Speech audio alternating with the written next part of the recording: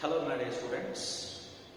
Today we are starting with a new chapter called Laws of Motion. Till now we studied the velocity when the body is in uniform motion. When the body is in non-uniform motion, we studied acceleration. And with respect to the velocity, we studied average velocity, instantaneous velocity. As acceleration is concerned, again average acceleration, instantaneous acceleration, uniform acceleration, non-uniform acceleration. So many things we have studied in the previous chapters. Now, today we are going to study the effect of those motions. Suppose if we say a body is in motion, I want to stop it. Suppose, or else if a body is at rest and I want to make it move.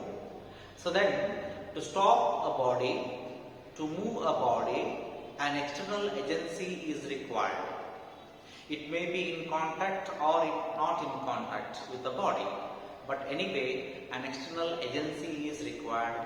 That external agency itself is referred as force.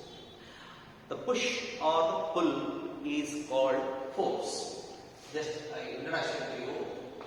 Push or pull is force. Right. So now, this is the definition of force, that is push or pull is called as force.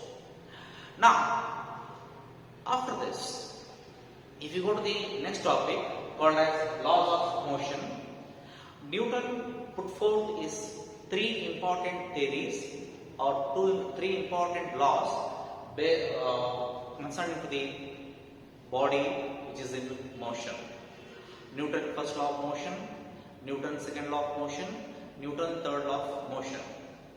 As we know that every body is in continuous motion or in its original state or resting state until and unless it is exerted or compelled by an external agency or external force.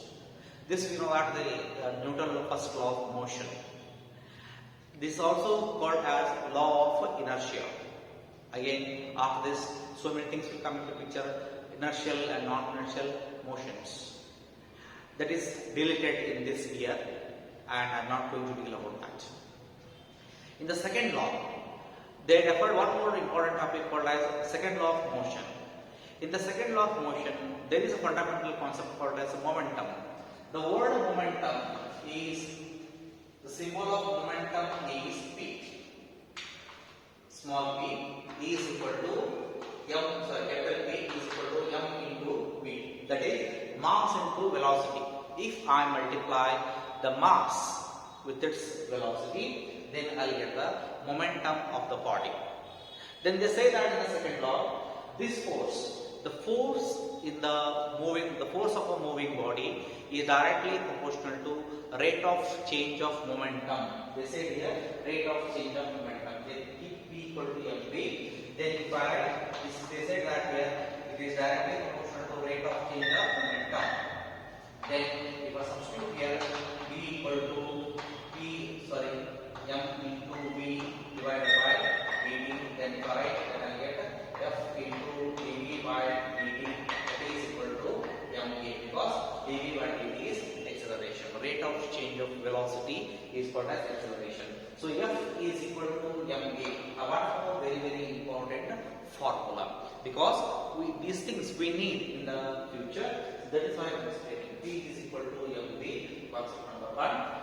F is equal to ma, concept number 2, or else you can say f equal to dp by dt. There is no constant but just k. So I write f equal to dp by dt. So this one more equation, very very important equation.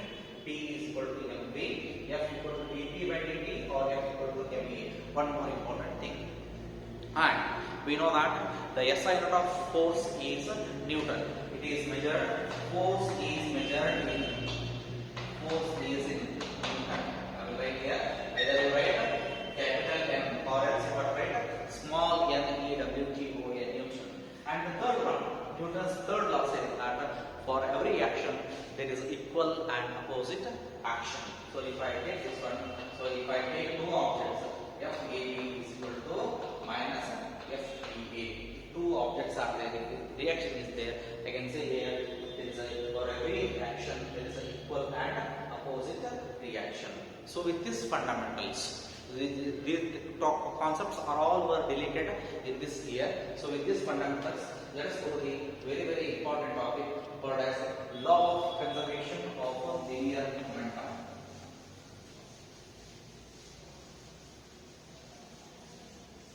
So let us start with one more very important topic called as law of conservation of linear momentum. Very important. Law of conservation of linear momentum.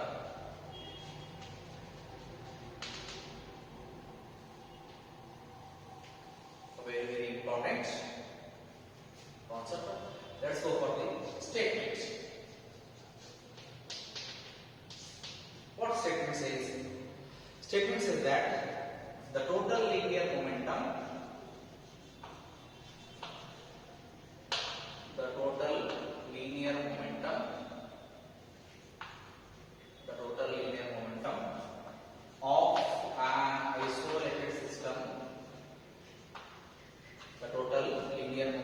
of an isolated system, of interacting particle, I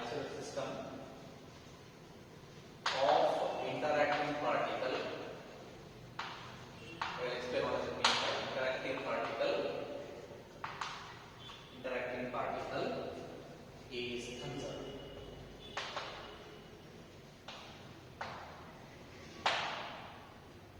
conserved. One more definition is there for conservation of linear momentum. When they say here, when two bodies collide each other, when two moving bodies collide each other, then the linear momentum of the colliding particle or the colliding body before collision is equal to the linear momentum of the moving body after the collision. That is one more definition or one more statement of the conservation of law that I am going to prove today. So here I wrote one important thing called as isolated system. What is meant by isolated system? Isolated system is one where no any other external forces are acting on it. It is completely isolated and on which no external force is acting on it. So this is the meaning of isolated system. Here they say the interacting particle. What is meant by interacting particle? Suppose if I take two bodies here, this is one body, this is another body. If both are moving, this is before collision, both are moving, then it comes very fast, it comes with a slow, assume time being, its velocity, its mass is m2, velocity is v2, its mass is m1, velocity is v1. Both are moving like this.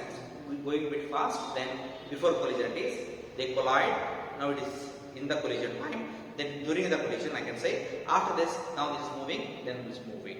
So then there is an interaction in this collision period. So based on this collision only, even if there is a collision, the total, even after the collision, whatever the directions or whatever the masses are there of an isolated system, they are remains unchanged or remains conserved, they are remains same. That only the law of conservation of linear momentum says.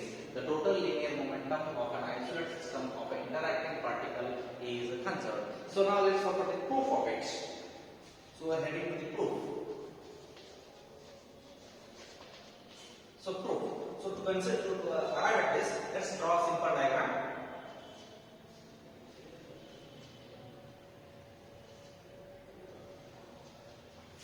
Here I am considering two particles.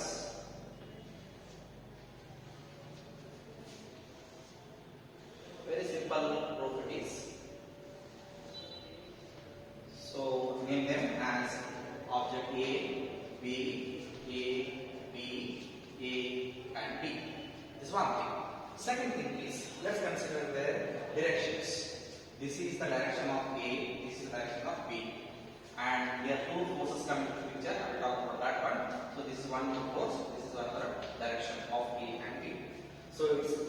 mass is m1, its mass is m2. Its mass is m1, its mass is m2. Its initial velocity, that's please very important. Its initial velocity is v1. Its velocity is v1. Its velocity is not v1. So this is can say to differentiate v1 v2. This is m1 v1. This is v1. This is v2. This is m1 m2. This is after the collision. There is just m2 m2 m2. So it is now I can say here it is v2. This is v2. So these are the some important things here I can say here. So now in your textbook they use u1 or say u1. This is u2. This is v1. This is v2. Whatever the notations they use in your textbook, same notations I am using in this concept. This is m1 m2.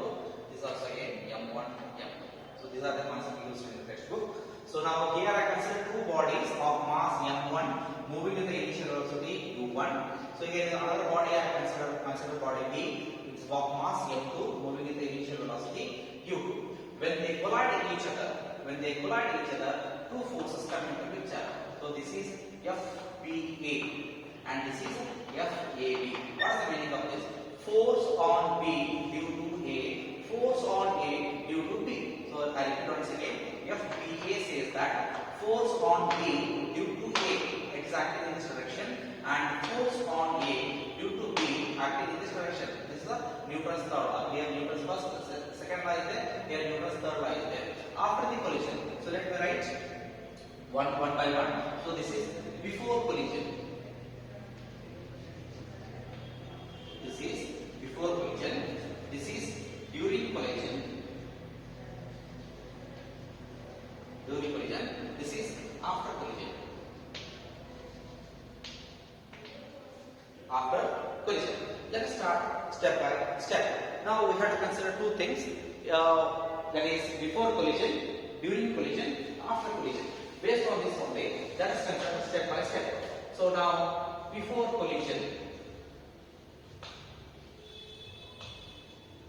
Before collision, what I have here? A and B are two bodies. A and B are the two bodies. Then if I consider with respect to this one only, PA and PB are the momentum of body, momentum of two bodies before collision. Before collision. So now this is over. Then during collision. During collision, what happens? So during collision, what happens means here two forces come into picture. When two bodies collide with each other in a short interval of time, in time interval delta t, then two forces come into picture, that is FAB and FBA. FAB is force on A due to B. Then FBA is nothing but force on B due to A. This is one important concept. After this, so we are left before collision. What happens here? So this is the mass, this is the velocity. If I multiply, I will get the momentum of this body. As I said in the introduction class, P equal to mv. So this m2 is there, u2 is there. If you multiply, you get the momentum of this P body. So that is PA, PB are the momentum of the two bodies before collision. During the collision, what happens? Now let's move the third one. That is during collision, before collision, during collision. Now after collision.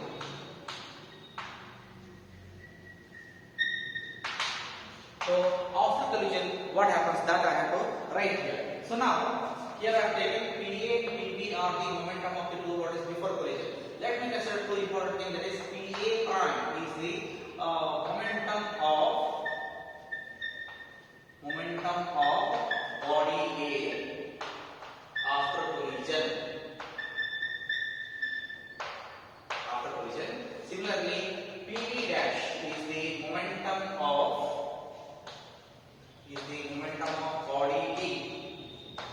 body B after collision.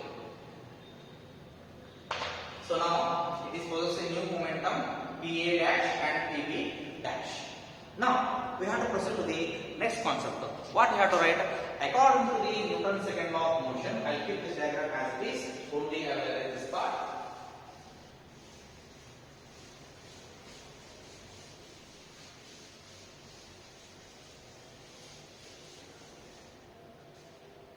So we will start one by one. From Newton's second law. From Newton's second law, we know that. First, what we have to do? We have to take the change in the momentum of the object of A with respect to A before collision and after collision. That is PA prime and PB prime. Those two things only we have to consider. What is the change in the momentum? So if I write this one, what is it? So let me write FAB is equal to B, or change in momentum, P prime minus PA divided by delta T. So for this, I can write here one important thing. Just in introduction, time I told this is nothing but dV by dt, change in momentum divided by time. Just rearrange, we get FAB into delta T is equal to PA prime minus PA. This one concept. Similarly, FPA is equal to PB prime minus PB, change in momentum with respect to time. Then if I rearrange, I get FPA into delta T is equal to PB prime minus PB. After this, just I will write this diagram.